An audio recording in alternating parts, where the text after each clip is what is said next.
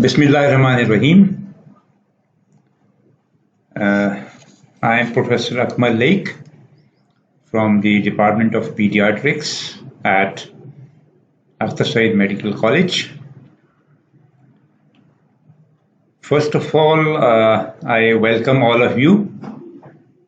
You all have been provisionally promoted to final year. So, the good news for all of you. So, we will introduce the subject of pediatrics, and I will present an introduction and an overview of this important branch of medicine.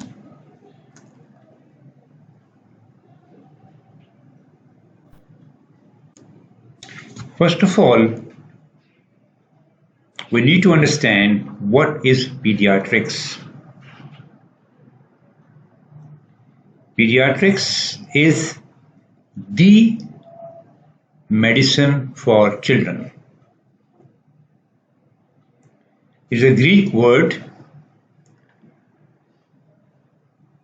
It is a combination of two words, pediatrics. Pediat refers to children. Like we have orthopedics, like straight child. Like we have pediatrics, or the science dealing with children. I must stress to the beginning that we cover the pediatrics covers all medical and health issues of children. It is the sole discipline dealing with children. Now, what is a child? Broadly, we divide them into three different phases, like newborns and the infants below 1 year, like children, and like adolescents. Maybe there is some confusion in the mind as to what is the age limit for children, but WHO has very categorically defined that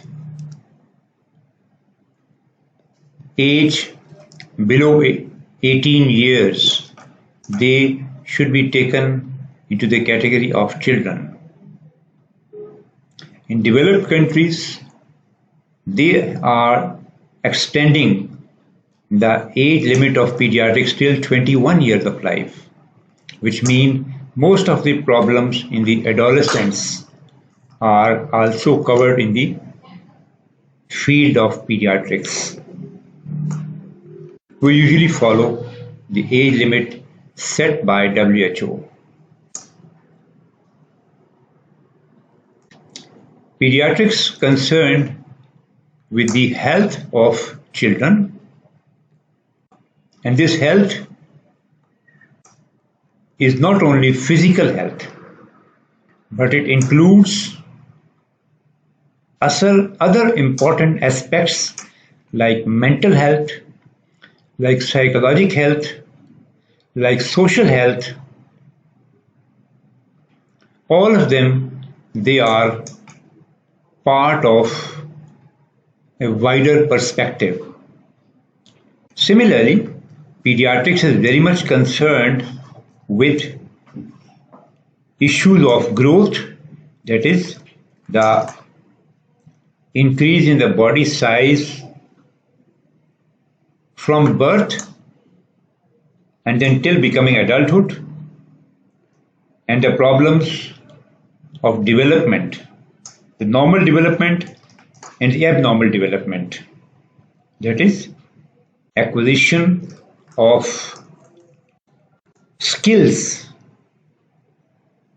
cognition, behavior, and other aspects which are all covered by development. Because we as pediatricians all aim at that children should get full opportunities and full potential in their developing age to become adult.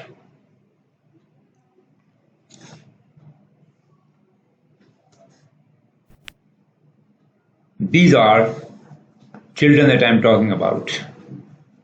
Look, they all are vibrant, energetic, smiling, happy, and enjoying their wonderful childhood period of life. These are our subjects, and we are concerned with their health.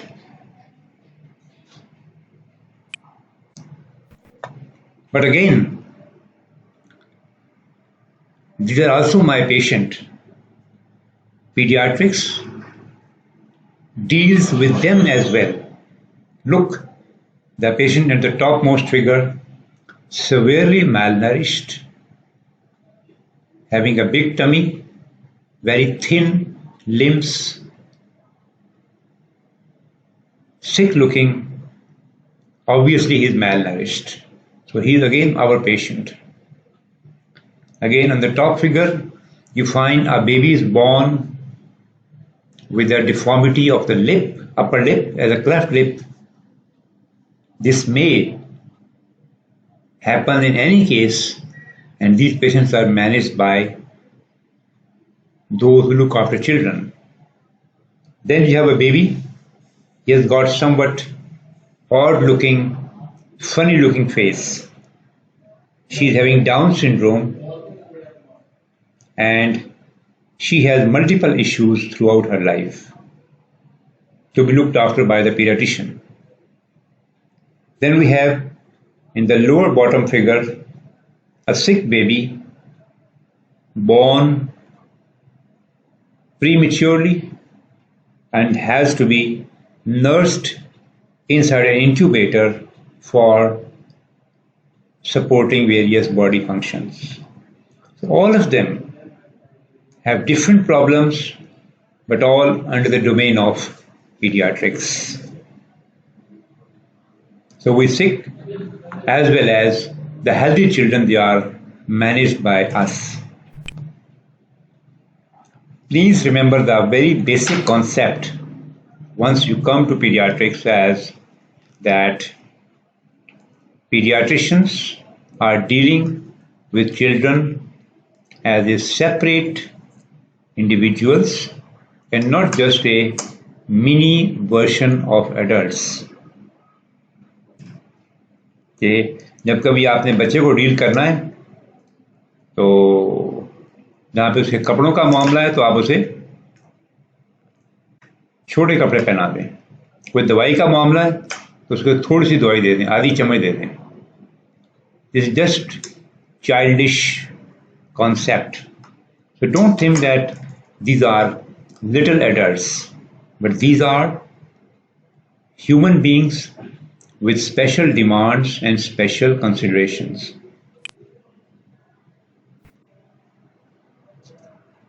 Maybe I can recall you from the knowledge of your basic sciences that children have differences regarding their anatomy, the body structure, the different body parts as being not a true copy of the adults.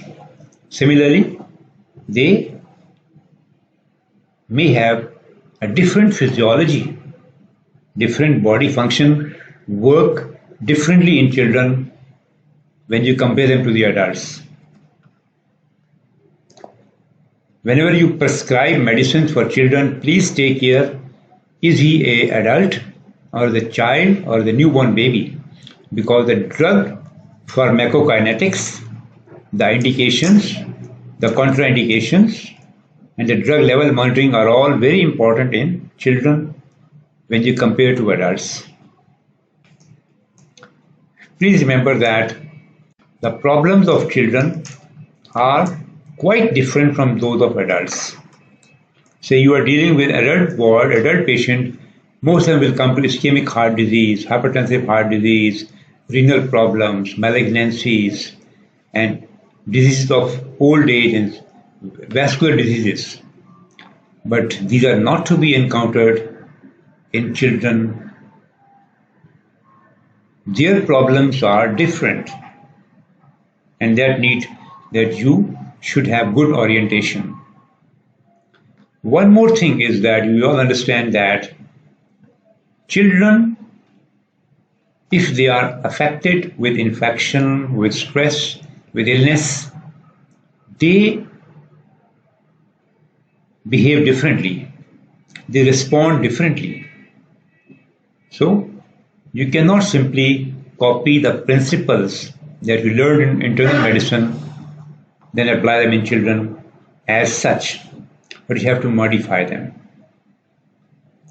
So all these issues are important and should be learned.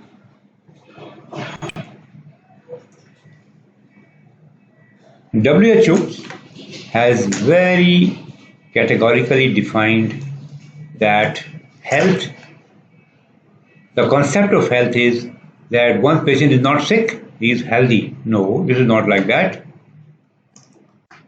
When the disease is absent, still the person may not have adequate health. So health would refer to a state of complete well-being. When you have a full potential, your abilities to work, your physical fitness to work according to your age. Complete wellness and complete well-being is health. And it covers all aspects of life. Physical health, mental health, developmental health, social health, intellectual health. All of them, they are very important as contributing to a state of health and wellness. What we see is sick patient admitted in the ward and they are diseased. But that is not the only area that we cover in pediatrics. We cover much more than that. Beautiful baby, dreaming, pink, warm, well covered, and well fed. But remember that children are all special. Remember that children do not withstand different stressful conditions of life because they have very little reserves, whether it is a heart rate, whether it is a fat or glycogen reserves or ability to maintain homeostasis. They frequently become very sick. They have little reserves to combat. They always have a higher morbidity and a highest mortality. If you check the graph showing the trends of deaths in a community, you will come to know that mostly deaths take place either in the young age groups like newborns, like infants, under 5, and then in the old age. The causes are very different. But the two peaks of frequency of death, they happen either in the children below under 5 years or in the old age, but very different reasons. So in every community, the deaths are and the morbidity is always higher in the pediatric age groups. They have got very special problems, unparalleled to other age groups like neonatal problems. Because when the baby is born, through the process of labor or cesarean, he is definitely subjected to stress and may become sick. Children have problems related to growth and development because right when they were born, they were totally dependent. So, from a baby as young as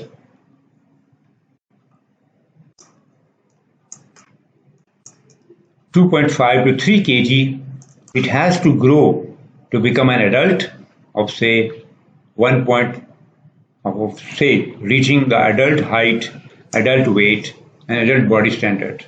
Similarly, he has to acquire so many skills, mental, physical, intellectual, all of them covered as developmental milestones. So children are important for these two considerations of growth and development. Then when you grow rapidly from say 2.5 kg to 70 kg, and if you are deprived of adequate nutrition and adequate absorption, there are problems of malnutrition in these population. Children have little immunity, right? So once they are born, they are exposed to the environment with so many harmful pathogens and allergens and other agents which are harmful to the children. So they develop so many infectious diseases, very common in them. And we understand that to boost the immunity in these children, either they get the actual infection, or we can save them by using vaccines to prevent them from these communicable diseases. These are very frequently observed in children. Of course, they are growing in a society, in a family, in a close network. So when they're deprived, they may develop so many social problems during the developmental phases. Just to give you an idea, what I'm talking about is the very simple vital parameters of respiratory rates.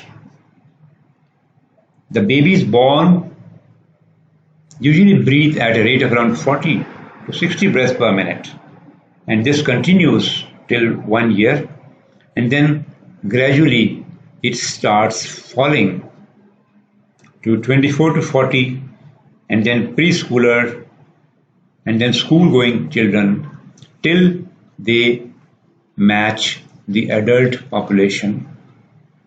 So that shows that even the respiratory rates are faster in children compared to adults. Same is true for the pulse rates, which mean when the baby is born, usually has got a pulse rate, heart rate of around 120, 140 breaths per minute, with the lower and the upper limit set as 100 and 160. But as the age advances, the heart rate gradually comes down, and adolescents usually reach the rate around 70 per minute, with the lower limit set at 60 and upper at 100. This is just a reflection that the heart rates are faster in children because a very important reason that you need a lot of blood supply, increased cardiac output, increased blood supply to all tissues of the body for adequate growth. The BMR is faster in children. They have got a high cardiac output. They have to support the growth activities in all tissues of the body. So they get a relatively faster heart rate. Of course, all children are not alike. Till they become adult, they pass from different stages of life. We have the newborns starting from birth till the first 28 days of life. Then we have infants, till 1 year of life. Then we have toddlers, 1 to 3 years of life. Then gradually things start as preschooler till 6 years. Then we have the middle age, middle childhood, adolescence. So these are all stages gradually evolving from one after the other. I hope that you understand the importance that a newborn baby is also going through different stages of life. After conception, the baby passes through fetal life and then becomes totally dependent on the mother through placenta and delivered after 40 weeks or 9 months, and then in very close contact with the mother during the initial few months of life. The mother keeps the baby warm, the mother feeds the baby, the mother looks after the baby, the mother keeps the baby well covered, and till the baby is able to sustain his own life. Very close relationship between mother and baby in utero and immediately after the birth. Of course, a baby has a very important relationship with her mother, like maternal infant bonding, like giving her full coverage and then educating her and giving her a lot of social coverage. All this is very important in the baby's mental and physical development. Of course, children are everywhere. Maybe it in house, maybe in the gali mahalla, maybe in the school, maybe in the street, together, fighting, quarreling, enjoying. So these all are our children, and we should look after their demands, their requirements. Of course, do not forget the highly underprivileged children, the street children living in the city slums, जहाँ पर उनके लिए ना adequate diet है, ना घर है, ना कवरेज है प्रॉपर, ना खेलने का चांस है. So again, these are children which are part of our culture and society and need to be looked after by us.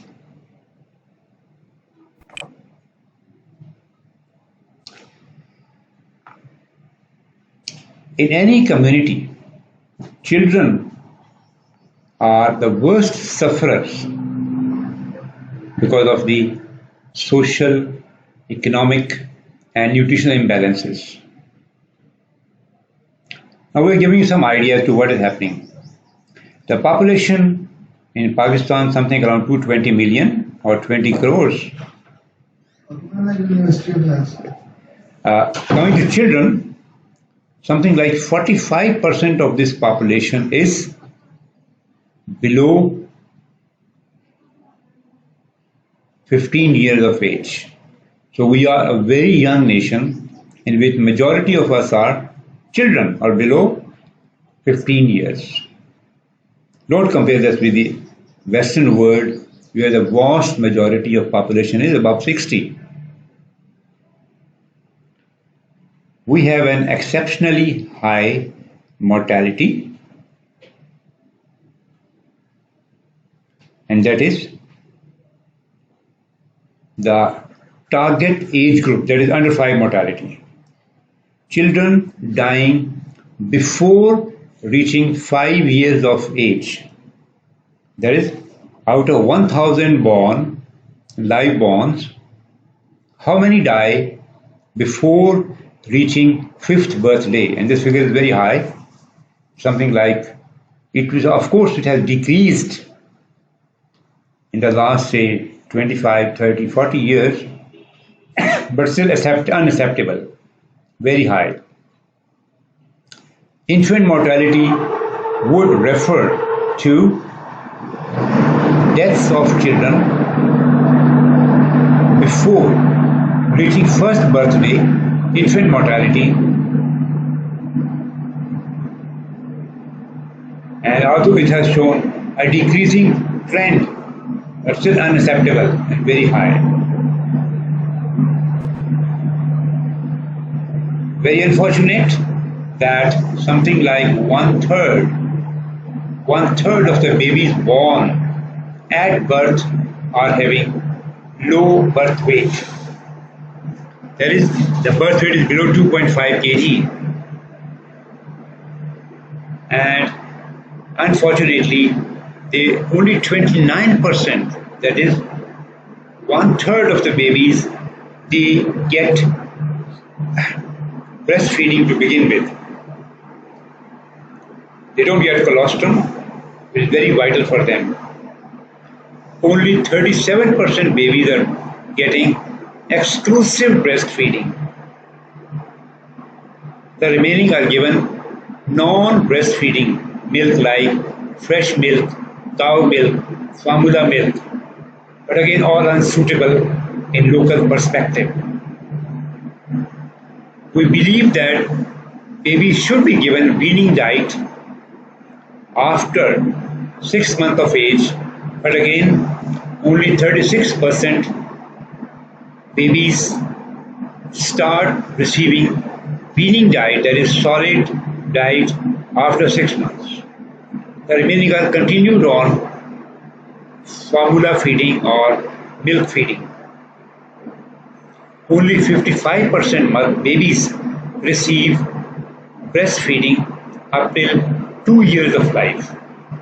The remaining 45% are already on non-breast milk.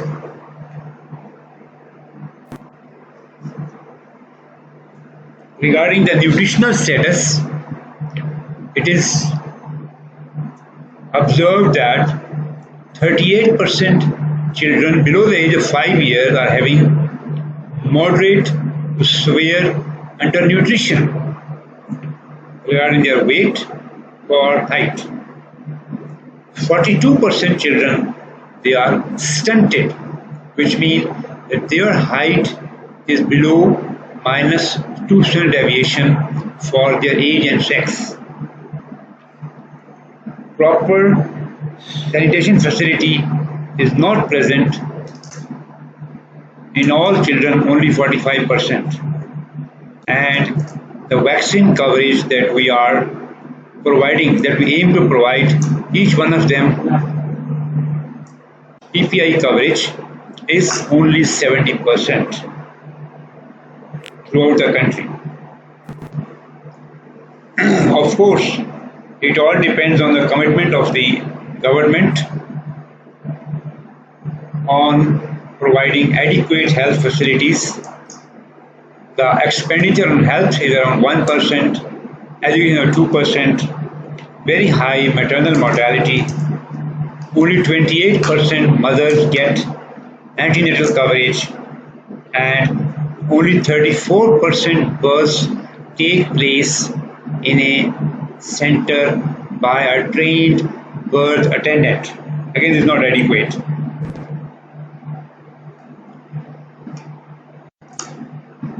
The neonatal mortality is again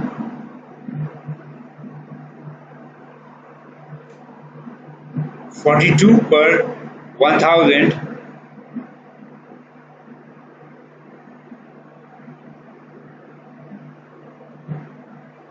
which means that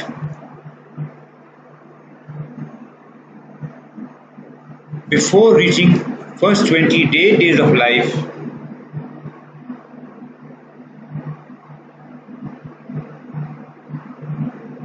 (42 babies have already died.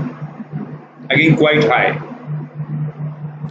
Of course, we are having a lot of births in our country, something like 4 to 4.5 million annual births take place, and the deaths before reaching fifth birthday is something around 3,94,000. Again, quite high number.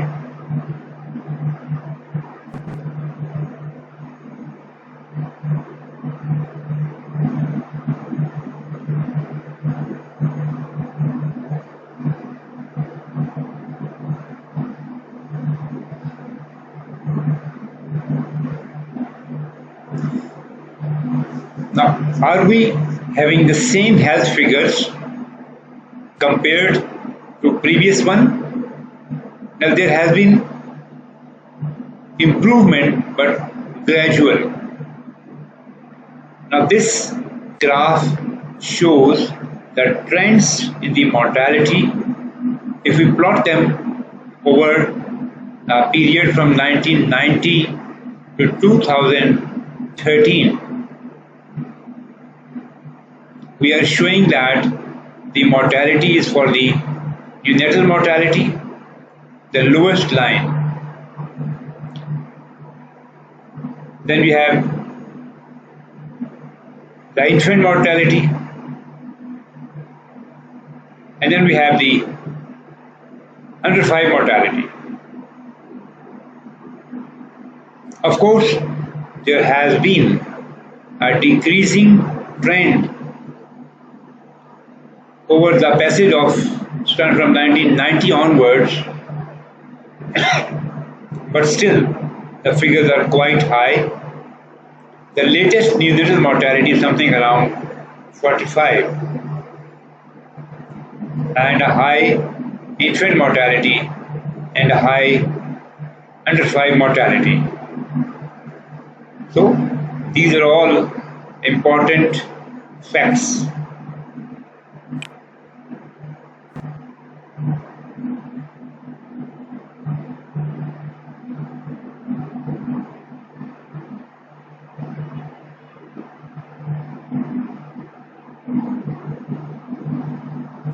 Now, the question arises that why so many children they die in our country. This is a small pie diagram showing why children they die.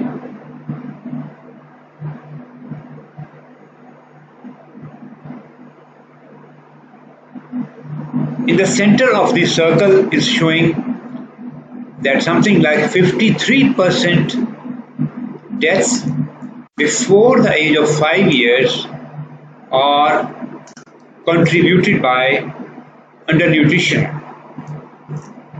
which means that the children are dying because of malnutrition in 53% cases. Now they are dying because of the problems in the perinatal period, like birth asphyxia, like newborn infections, like premature low birth weight. So that makes up a 23% contribution from the perinatal problems.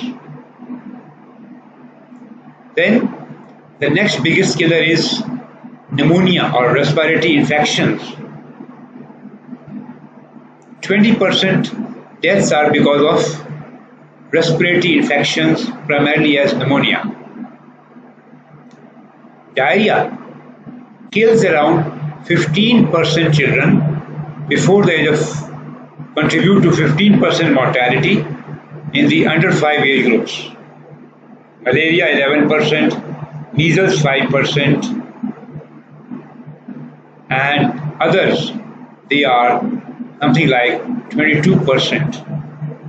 The three biggest killers would be the problems in the perinatal period, problems as respiratory infection, and problems as diarrhea.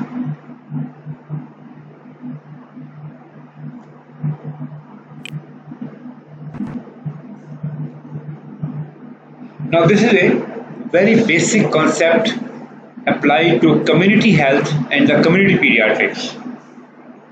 It is showing you a typical iceberg, giving the clear message that only a small part, the tip of the iceberg, is visible above the level of the water surface. Remaining maybe 90% part of that iceberg is hidden below the surface. How does it apply to community health and the community pediatrics? Very simple. If you analyze and base your assumptions on the hospital data that I have seen 5 cases of typhoid fever and 1 case of poliomyelitis this year, but this is a very rare disease. No, we are wrong in our assumption. We already have known that based on the community data, something like more than 99% cases, they are present in the community. They are hidden from the eyes of the doctor working in the hospital. Say, 1 case of polio mean there are at least 1,000 cases of polio in that community, 1,000 infection in that community, which are not coming to hospital and which are asymptomatic, or they are having no clear-cut typical picture that they come to medical attention. So the community data may be entirely different from what we see in the hospital-based setting, and this is deduced from the phenomena of a iceberg at a sea. The pediatric services given to children is basically divided into 3 levels. We have a primary level health facility for pediatrics. We have a secondary level health care facility for children, and we have tertiary level health care facility for children. You should have a clear concept, what am I talking about? The primary level health care means that this health coverage should be given to every child, any child in this community. It is the provision of vaccination, safe water supply, health education, ORS, delivery services, and treatment of very simple minor problems. Primary level, maybe at home, at a community health center, at BHU, they should have primary health care facilities. Then we have the secondary level, like if the patient becomes sick, he should be managed in a nearby health facility with provision for admission, correction of dehydration, antibiotic coverage, and other minor to intermediate level complaints and diseases. Then we have the tertiary level health facility, which means that patient need to be hospitalized with facilities for ICU, pediatric ICU, neonatal ICU, pediatric heart care facility, kidney care facility, surgical facility, and so many other problems which are based in mostly children's hospitals and other teaching hospitals at that level. Of course, now with lot of development, new areas have come up, and now we are having pediatric super speciality. Some children are very sick, they require specialized neonatal care like ventilation, total parental nutrition, like surfactant administration, and so many others to be dealt by in a neonatology areas. Pediatric cardiology for problems of children with heart diseases like congenital heart, like Kawasaki disease, like rheumatic heart, and so many others. And then we have pediatric nephrology for advanced care of renal problems, pediatric neurology for neurologic problems, pulmonology for chronic lung diseases. We have problems relating to the community pediatrics and the preventive pediatrics. We have the problems of the gastroenterology and hepatology for children with disease of liver and gut. We have child psychiatric problems to be dealt by experts. We have problems of developmental pediatrics with children with various disabilities. They may come here. We have physiotherapy and rehabilitation for children with problems of, say, poliomyelitis, say, cerebral palsy, and with neuromuscular disorder. Of course, we have problems of childhood leukemia and childhood cancer to be dealt by ped hematology and oncology. Please learn the basic lesson, and that is the health coverage is aiming at two basic strategies. One thing is the treatment once the patient becomes sick, maybe treatment at any level, and treatment at home, treatment at a secondary level, at a tertiary care level. And then of course, prevention before the disease starts. Very important, because prevention will prevent so much morbidity and mortality. We all understand that the medical person, the healthcare provider, doctor must promote and understand the important role of prevention.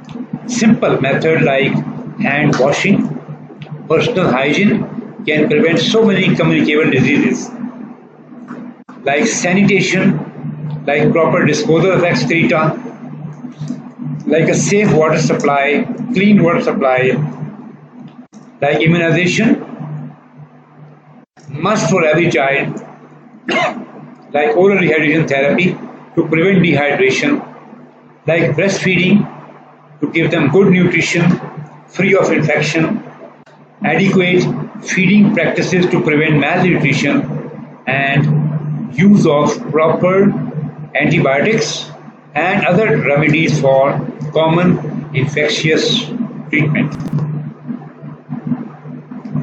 For a poor, average, and for all mothers, if they breastfeed their baby, so many diseases of young children and a newborn baby can be totally prevented. We should not use the word कि आप baby को अपना दूध पिला सकते हैं, which means we are talking about an option. आपका दिल करे तो आप पिला दें. No, we should give them a clear message that you must give your child total exclusive breastfeeding. It is must and not an option. The mother should be told that the baby should be given adequate complementary diet starting from 6 months onwards. It should have multiple food components that the baby needs.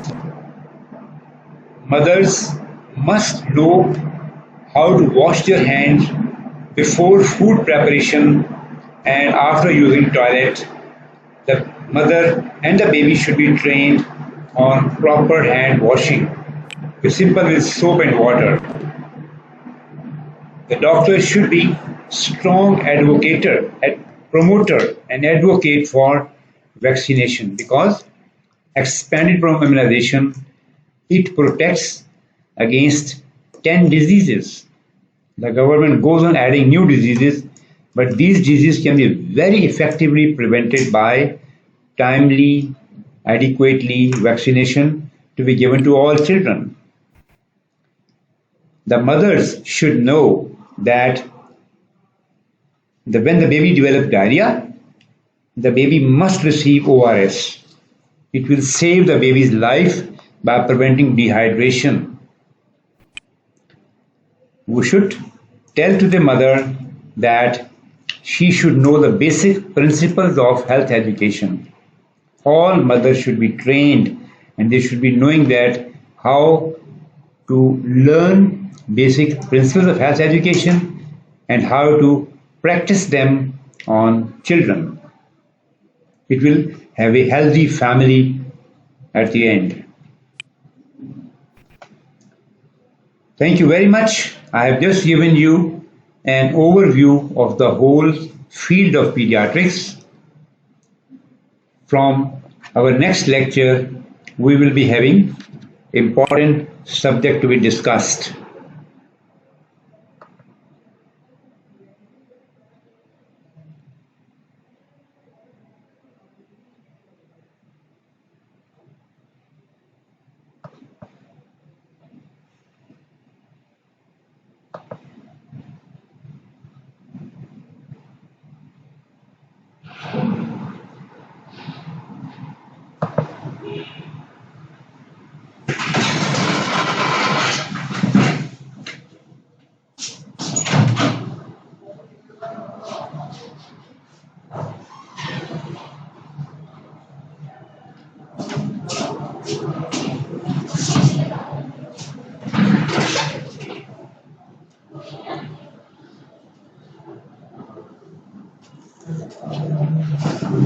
Yep.